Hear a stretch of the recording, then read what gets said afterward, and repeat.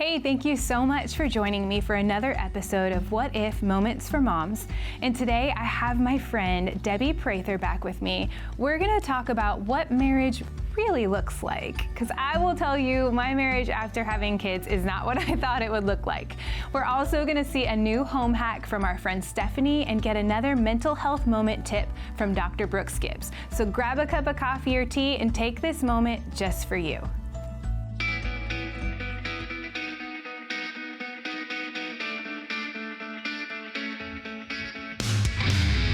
So glad that you joined me again today, and I'm so excited to have this conversation with my friend Debbie. Now, you may remember Debbie from another episode that we did on her adoption story and just the beautiful story of her adopting her daughter from Russia. If you haven't checked that one out, I encourage you to look back, go on YouTube, Facebook, wherever you can find it, and check that episode out because it's beautiful. But today, we're going to talk about what marriage looks like. And Debbie, you submitted this article, you sent it to me, and you wrote this for Her View from Home. Mm-hmm. And the title captivated me, What Marriage Looks Like.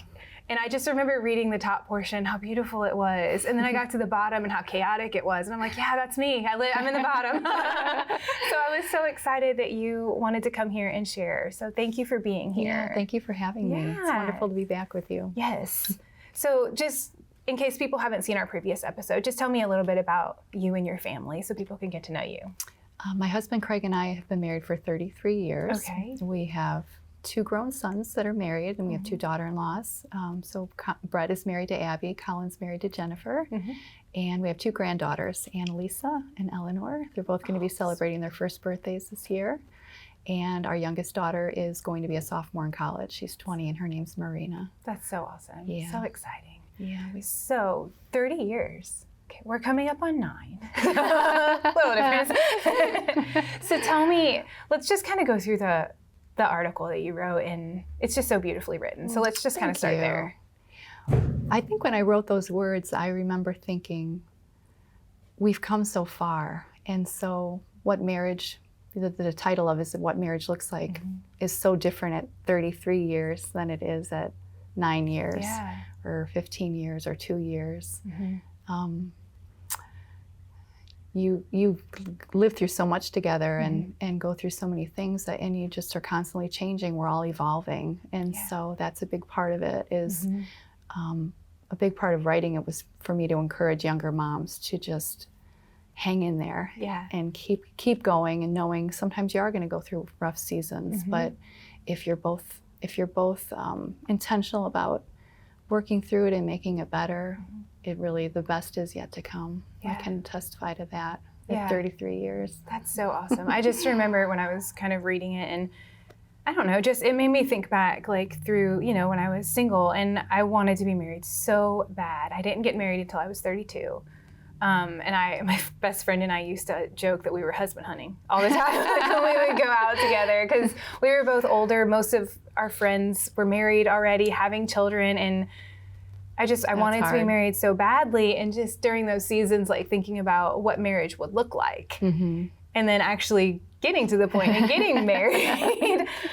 Some of it, yes. Right. But I can see like just through like that newlywed stage and kind of still like really getting to know it, like you live with somebody now. We were joking again the other day. I'm like, if you really just think about it, it's like, here's this person, and you're like, I'm going to do this forever with you. I mean, it's like, when you think about it, it kind of is mind-blowing, and it is one of the biggest decisions that we make in our life. And just looking at it like from our newlywed stage, and I look back at our pictures, and I'm like, we look so refreshed and not tired. And then in our season of waiting, just like that period where our friends were having babies, and I do think it affected me more than it affected my husband, Bobby, but just like what marriage looked like through that. And then it really was a big jolt, and I'm so grateful. Like the Lord's timing really is perfect, and I try and encourage any of my friends that are in a waiting season. I'm so grateful for that time that we had married before we had children, because once we had Charlie, like everything changes. And I was not prepared for that. I wish that somebody would have told me that. I wish somebody would have talked. I wish there was more talk about that. Yeah. Everything changes. Right. Physically, emotionally, mentally, everything. Right. And I wasn't prepared for that. Yeah. So I'm so excited that we're having this conversation because Me too.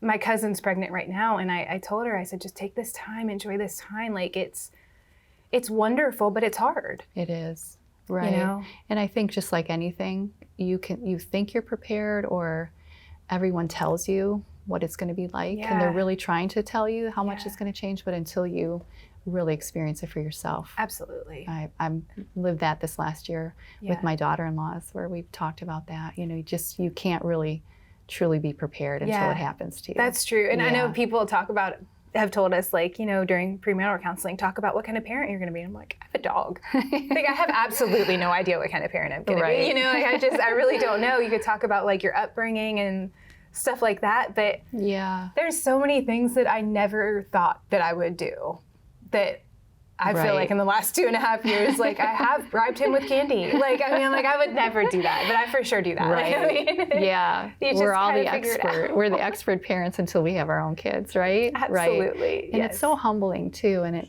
obviously parenting grows you more than anything, I think. So it really does change you, because you have to think of that other person. And it is humbling to realize the way I used to judge other people, well, now I'm living through this, and it's not easy. Yeah.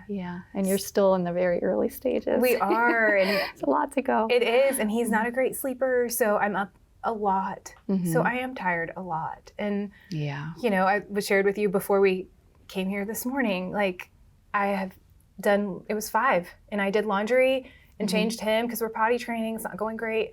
You know, so like there was pee everywhere. I mean, that's the stage of life I'm in. So for my husband, I'm so tired at night, and it's like Charlie will go to bed, and then like this is the time we get together, and I'm probably falling asleep at that point. So it's just so different. And I love what you said, being intentional about your marriage and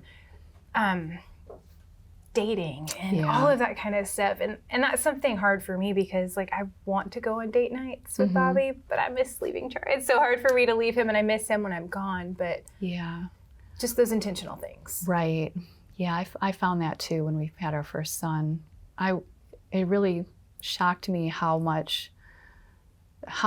different your feelings would be towards your husband, because you're going through so much internally. So feelings of even, you know, anger I would have towards him that I never had before. And it, you know, because you're just lack of sleep, hormones, your life has been just turned upside down from what you know. That it really, parenting does change for sure, the marriage. Yes. So we went through a lot of years of that and ours were 4 years between our sons. Okay. So even with our second one, I found that adjustment even harder than the first, because then I was balancing the two, and also just our circumstances of life. We moved to Florida, away from both of our families, so didn't have that support. So I went through just a tough season. Imagine. That was hard. And then with the third, I was more prepared. Yeah. And I had a little more time, because there was 6 years between the second and third. Right. So our older ones could help out. Right, and they were more self-sufficient. Right. You know, at least can like go to the bathroom by themselves and maybe have cereal. Right? Right. A little and bit. You knew they weren't going to hurt themselves if you were in the same room. Gosh, yeah. Yeah. You're in a season now where, you have to be watching every second. Yeah. But marriage does take a back burner for a lot of years through the parenting years. It really does. And I'm so glad that you pointed out like the anger and the resentment.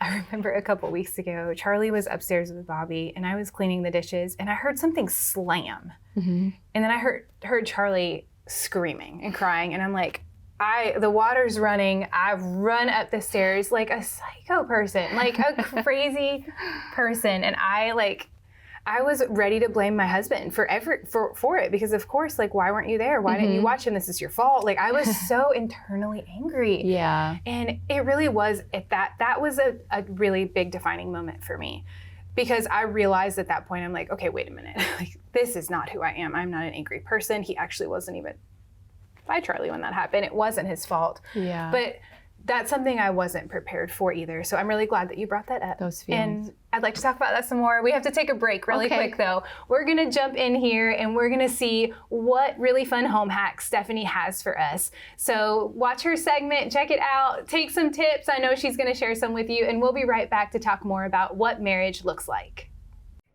The hat. The city. Hi guys, I'm so happy to be back with you. In a recent episode, I shared with you that my husband and I were able to become debt-free with a lot of hard work and a whole lot of prayer. And I learned a lot of things through that journey, but one of the things I want to share with you is the best way to save money is to be organized and to pre-plan. Now, my favorite holiday is Christmas, but it can also be the most stressful holiday. So come into play the Christmas planner notebook that I use. So I use this all year long because I like to shop all year long. And a lot of people will say like, well, how do you know what you bought? Where do you put it? I would lose everything. So I have a notebook. At the beginning of the year, I simply write down everyone's name in there that I need to buy for. And then throughout the year, I can shop. I bring it home. I write it in the planter. I put it in the one gift closet that I have. And by Christmas time, I'm ready, and it takes the stress out of having to rush. It helps you to be prepared.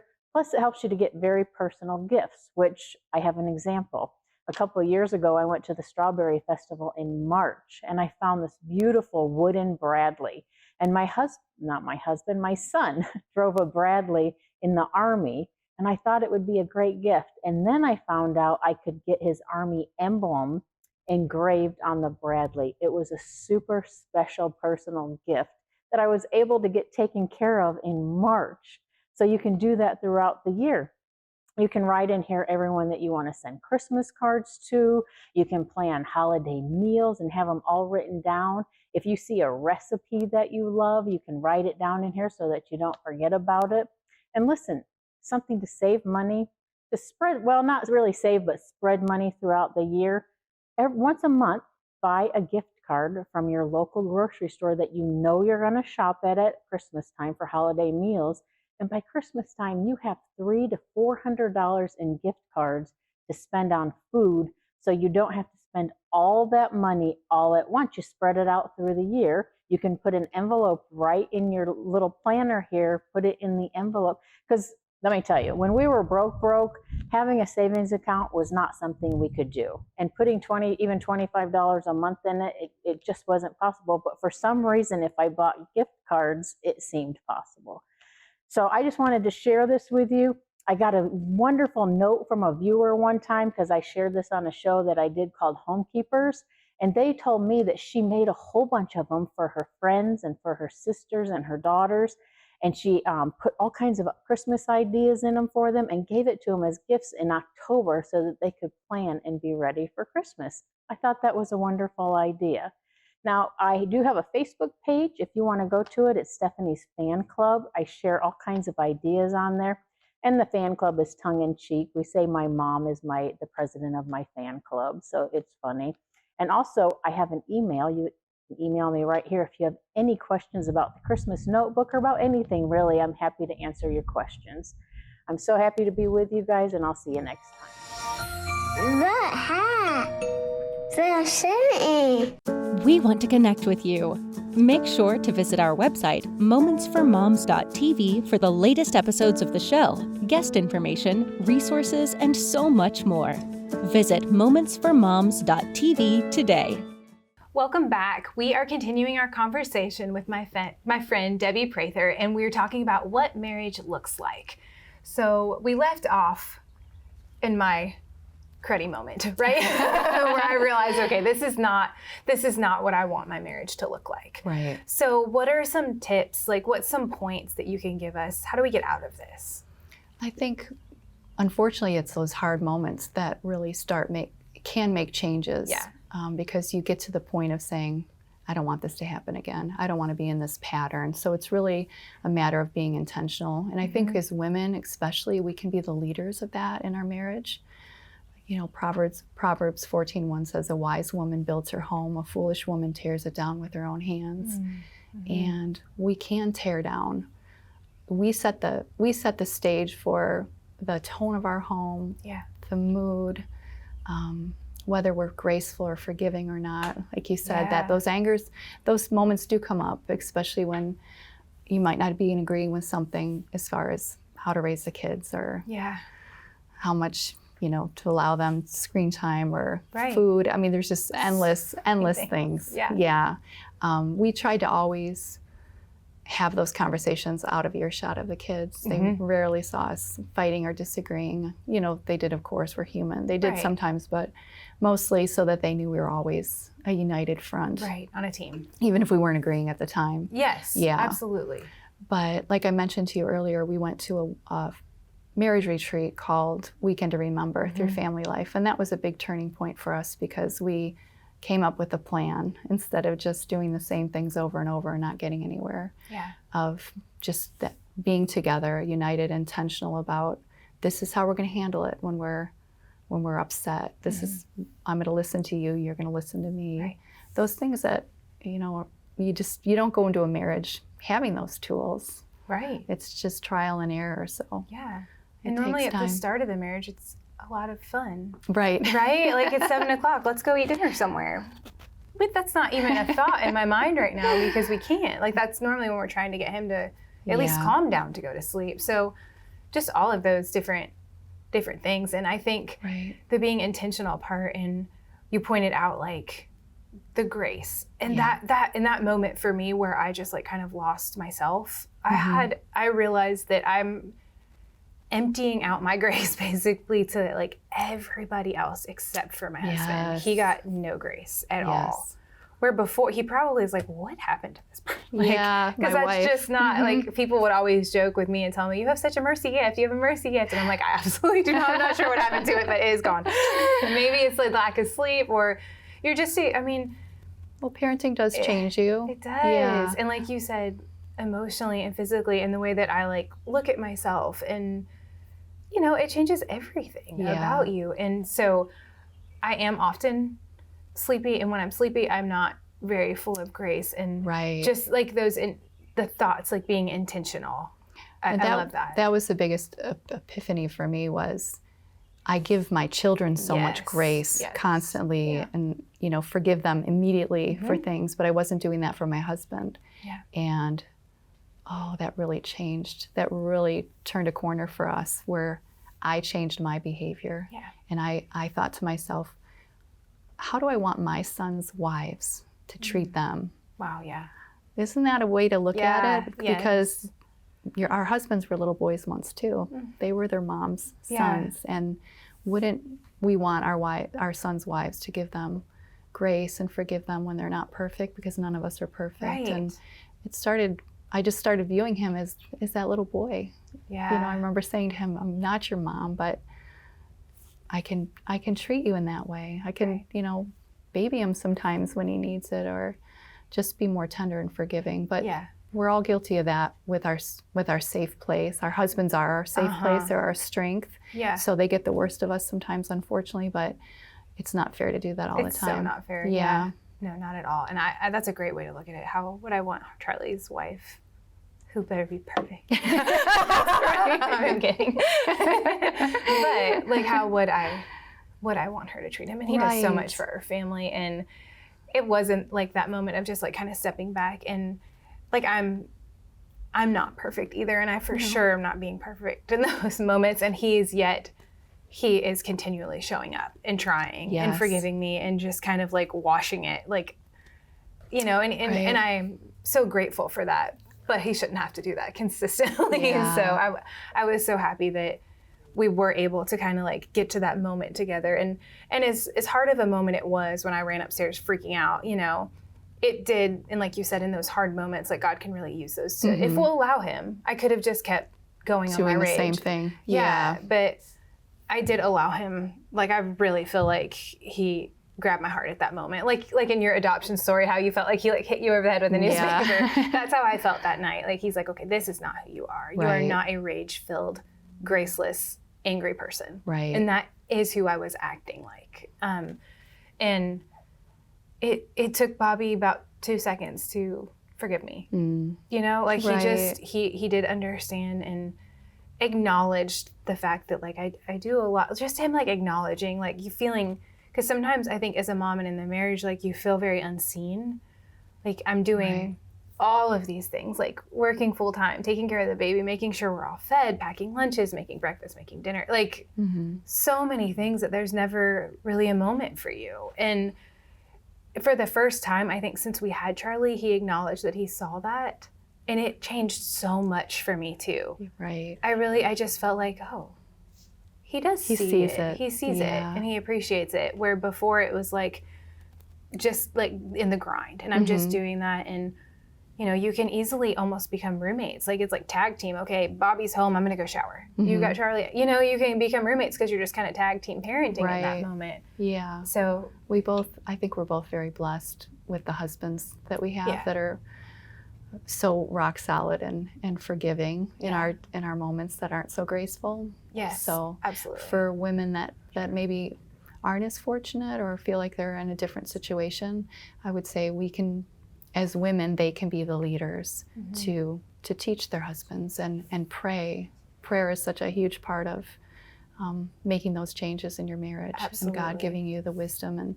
And if you keep modeling patience and forgiveness, they'll start to see that, Yeah. I believe, and Yeah. the changes will start happening. Yeah. Yeah. I fully believe that. And he even acknowledged some of that also. Do you know what I mean? Like Yeah. he goes, I know that you forgive me all the time for all the things. I'm like, I'm glad you think that, because I don't feel that way. But I love that you guys intentionally took a weekend together. And I do think that that's just, even if it's a date night, I have friends that take like weekly date nights. And for us, that's a lot. It's a big commitment for me right now. In this because season it for is. you. Yeah. But we can do something once a month. Sure. And then maybe do something together as a family outside of the home a couple times a month. Do you know what I Yeah, mean? Like yeah. something like that. It's really important. Yes, it's very important. Because there comes a day when your kids grow up and move out and you want to still be very close. Yeah. Instead of, there's a lot of people that come to the age of life that I am in Yeah. my mid-50s and they look at their spouse and say, I don't know you anymore. And I've had those conversations too with just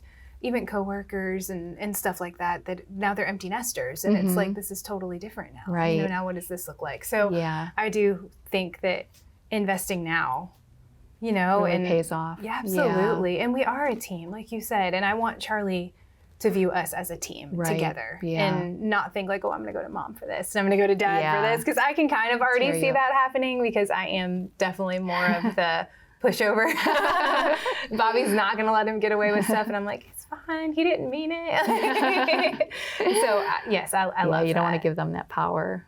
And it's such a beautiful legacy too when they see the strength of your marriage and Absolutely, and an example for them. right, Yeah. what they want. Yes. Yeah. So, okay, we only have a couple seconds left. Okay. But if people want to connect with you and read more of your blog and all of that, where Sure. would they go to do that? It's 742iloveyou.com. Okay. And then That's they can where read I all of your write. stuff, see your family, and Absolutely. That's And there's beautiful. contact information in there. perfect. Yeah. Thank you so much for being here Thank again. you. Yes. This was great. Yes. Appreciate it. Thank you all so much for joining us. Check out our website. All of Debbie's information will be there as well. And stay tuned. Dr. Brooks is coming up with a mental health moment. So we'll be right back.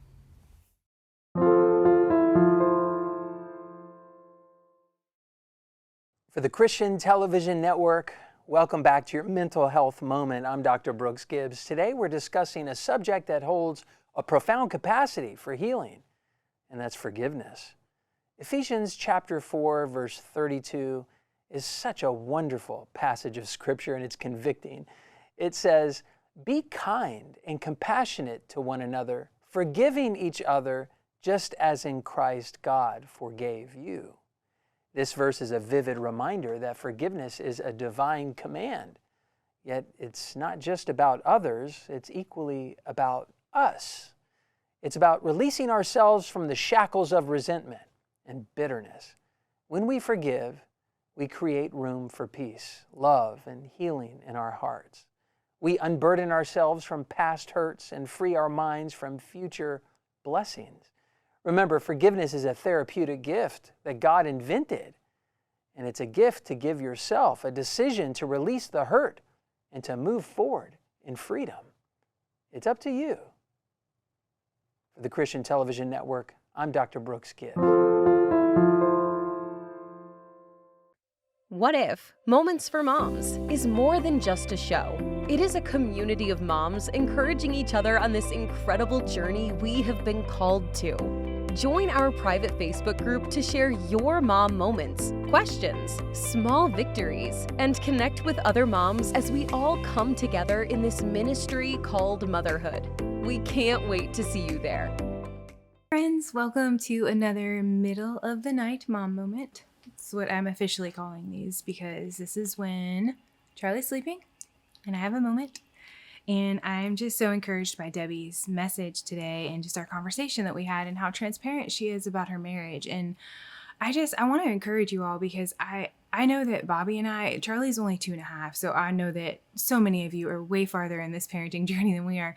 But just from my experience in the 2.5 years that I've had, we've walked through some really challenging seasons. There's some times where I feel like we're roommates, where we're playing like tag team, your turn to shower, my turn to shower, and I'm just going through my to-do list. I'm getting everything done. I'm going to work. I'm making breakfast. I'm making lunch, making dinner, doing the laundry, brushing tiny teeth, and getting a bath for him. It just goes on and on and on. And it's such an incredible blessing. And I wouldn't trade it for the world at all. But I just encourage you all when you're in those seasons to communicate with your spouse through that, because I didn't. And it really, really affected our relationship. I just kind of harbored everything inside, and to the point where I felt like one night I just like exploded. And I think I shared that in the interview with Debbie. But if I could have just come to Bobby, who is more than willing to talk me through all of this and talk with me, and he really had no idea what was going on because I was just kind of going through the motions and acting like everything was okay.